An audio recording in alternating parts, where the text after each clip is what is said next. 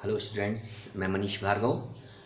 कक्षा 12वीं के इस वीडियो में हम व्हीटस्टोन सेतु के आधार पर सिद्धांत पर आधारित जो उपकरण है मीटर सेतु, मीटर ब्रिज, उसकी बात करेंगे हम। और कार्बन प्रतिरोध के वर्ण कोड की हम चर्चा करेंगे। सबसे पहले हम मीटर सेतु की बात करें। मीटर सेतु या मीटर ब्रिज है क्या? ये एक ऐसा उपकरण है जो व्हीटस्टोन सेतु के सिद्धांत पर आधारित है और इसकी सहायता से हम किसी भी चालक तार का प्रतिरोध ज्ञात कर सकते हैं या चालक के पदार्थ का विशिष्ट प्रतिरोध ज्ञात कर सकते हैं। ये एक प्रायोगिक उपकरण है। सबसे पहले आप इसकी संरचना देख लें। दाएं तरफ व्हीटस्टोन सेतु बना हुआ है। ABCD एक चतुर्भुज में 4 प्रतिरोध PQRS लगे हुए हैं और I1 धारा P1 और Q से बह रही है, I2 धारा R और S से बह रही है। E विद्युत वाहक बल है, कस E सेल है जिसका विद्युत वाहक बल E है और K1 प्लग कुंजी है। G धारा मापी है। इसी का रूप यहाँ पर आप देख रहे हैं बाएं तरफ मीटर सेतु में। इसमें AC एक मीटर का तार है AC और इसकी व्यवस्था इस प्रकार की गई है कि इसमें A और C के बीच में सेल लगा हुआ है E विद्युत वाहक बल का और कुंजी K1 लगी हुई है। R जो दिख रहा है इसमें ये प्रतिरोध बॉक्स है। ये ज्ञात प्रतिरोध होता है। हम अपनी इच्छा अनुसार प्रतिरोध बॉक्स में से कुंजी निकालकर आवश्यकता अनुसार प्रतिरोधों को बदल सकते हैं। S जो है वो अज्ञात प्रतिरोध है जिसका मान हमें ज्ञात करना होता है। G धारामापी है जो एक जॉकी से जुड़ा रहता है और ये इस जॉकी को हम तार AC पर चला सकते हैं। तार AC पर चलाने पर हमें ऐसा बिंदु मिलता है जहां पर धारामापी में कोई धारा प्रवाहित नहीं होती है और सेतु जो है वो संतुलन में आ जाता है। तो हम सूत्र की स्थापना देख लेते हैं कि इसमें तार AC के AB भाग का प्रतिरोध P मान लें, P है और BC भाग का प्रतिरोध Q है। AD के बीच प्रतिरोध बॉक्स प्रतिरोध R तथा CD के बीच अज्ञात प्रतिरोध S लगा हुआ है। इस प्रकार मीटर सेतु में 4 प्रतिरोध PQRS हो गए। AC के बीच में सेल E है और BD के बीच में धारामापी G जोड़ा गया है। जब हम जॉकी को तार AC के A सिरे के पास से खिसकाते हुए C सिरे की ओर बढ़ते हैं तो हम ये मान लेते हैं कि बिंदु B पर धारामापी G संतुलन अवस्था में, अर्थात जब हम तार को AC पर खिसकाते हुए जॉकी के साथ सहायता से खिसकाते हुए C की ओर बढ़ते हैं तो बिंदु B पर हमें वो स्थिति मिलती है जब धारामापी में से कोई धारा प्रवाहित नहीं हो रही है। जब धारामापी से कोई धारा प्रवाहित नहीं हो रही तो एक हिस्सा AB हो गया, एक हिस्सा हो गया BC। हम मान लें AB भाग का प्रतिरोध P है और BC भाग का प्रतिरोध Q है। तो इस स्थिति में जो संतुलन बिंदु की लंबाई होगी A से B तक संतुलन बिंदु की लंबाई AB बराबर यदि हम L मान लें तो BC बराबर कितना होगा 100 - L सेंटीमीटर। या 100 - L सेंटीमीटर क्यों ले रहे हैं? क्योंकि हमने पहले ही बात की है कि AC तार की लंबाई 1 मीटर है, 1 मीटर या 100 सेंटीमीटर। तो जब A से B तक की दूरी L होगी तो B से C तक की दूरी निश्चित रूप से 100 - L होगी।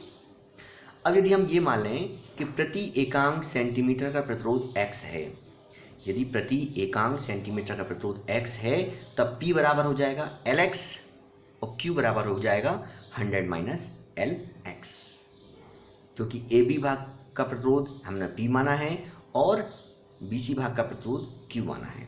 तो Q बराबर हो जाएगा 100 - L × X। तो व्हीटस्टोन सेतु सिद्धांत से P/Q = R/S होता है।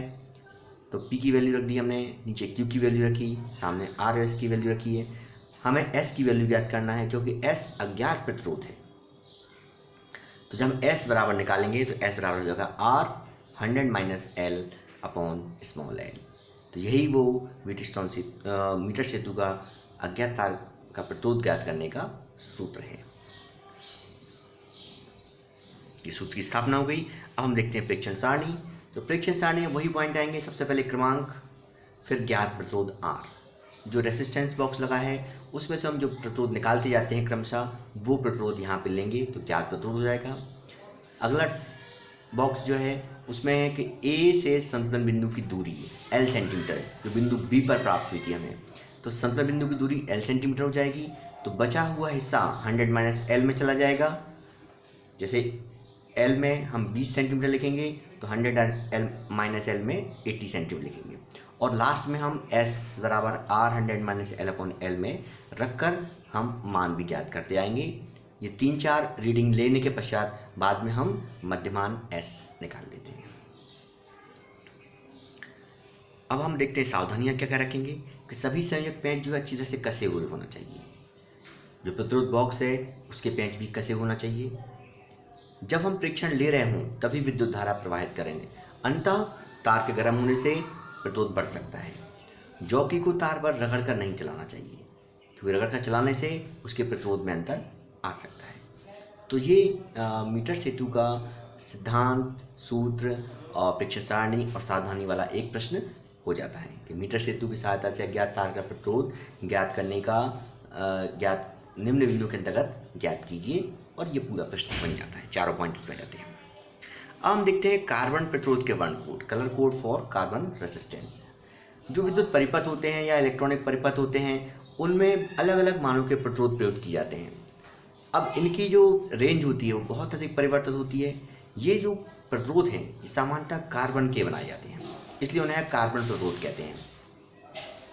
अब इन प्रतिरोधों के मानों को निर्धारित कैसे करेंगे, तो इसके लिए कुछ अलग अलग कलर या रंगों को कोड बनाए गए हैं। उन रंगों को अलग अलग कोड दिए गए हैं जिसके आधार पर हम ये ज्ञात कर सकते हैं कि इसका प्रतिरोध कितना है। इसमें सामान्यतः 4, आप इस चित्र को देख रहे हैं, इसमें ABCD लिखा हुआ है। तो इसमें सामान्यतः 4 रिंग बनी होती हैं, बैंड बने हुए थे। कहीं कहीं 3 बैंड भी होते हैं, पहला, दूसरा, तीसरा ABC जिसे हम मान लेते हैं, चौथा नहीं होता है। तो पहला जो बैंड है और दूसरा जो बैंड है वो ओम में प्रतिरोध के सार्थक अंकों को व्यक्त करता है, ओम में। C जो है, तीसरा बैंड जिस C है, ये 10 की घात के रूप में लिखा जाता है। जैसे मान लो C का मान C रेड है, रेड का जो नंबर हुआ वो 10 की घात में चला जाएगा। D जो है वो हमें बताता है कि कितनी त्रुटि है इसमें, कि हमारी त्रुटि की सीमा क्या है, उसे हम प्लस माइनस के रूप में हम व्यक्त करते हैं। तो हम इधर बात करें तो जो A और B जो बैंड हैं, पहले 2 बैंड, इनको हम 0 से लेके 9 अंकों तक व्यक्त करते हैं।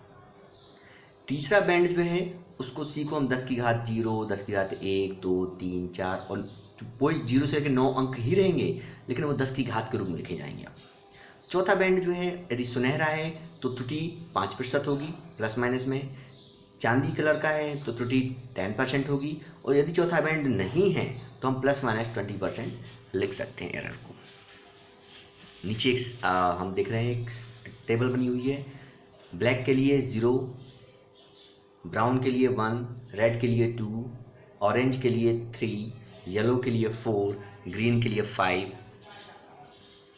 ब्लू के लिए 6, बैगनी के लिए, वॉयलेट के लिए 7, ग्रे के लिए 8, वाइट के लिए 9, और गोल्डन कलर के लिए 5% एरर, सिल्वर के लिए 10% एरर, और नो कलर के लिए 20% एरर। इसको हम याद रखने के लिए एक संकेत है हमारे पास, एक वाक्य लिखा हुआ है, बी बीरा of great Britain had very good wife. इनके पहले पहले लेटर्स लिए जाएंगे और उसके आधार पर हम इस पूरी टेबल को याद कर सकते हैं।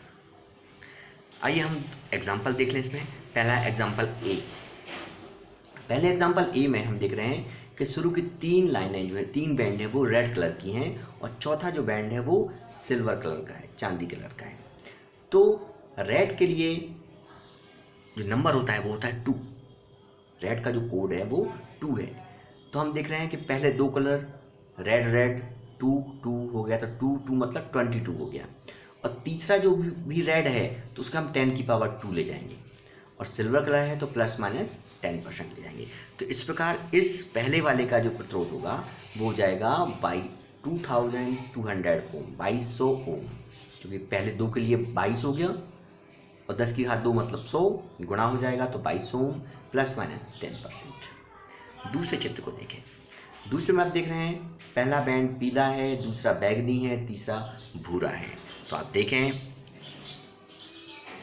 पहला पीला है, पीले के लिए आप देख रहे हैं इसमें 4 लिखा हुआ है। दूसरा कलर बैंगनी है, बैंगनी के लिए आप देखें इसमें 7 लिखा हुआ है। और ग्रे भूरे के लिए 1 लिखा हुआ है, तो ये 10 की घात में जाएगा। तो पीले के लिए 4, बैंगनी के लिए 7 और ग्रे जो भूरा है वो 10 की घात 1, तो 47 ये हो गया। 10 की घात 1 मतलब 10, तो 470 ओम प्लस माइनस 5%, क्योंकि सुनहरा कलर दिया हुआ है तो ये 5% हो जाएगा।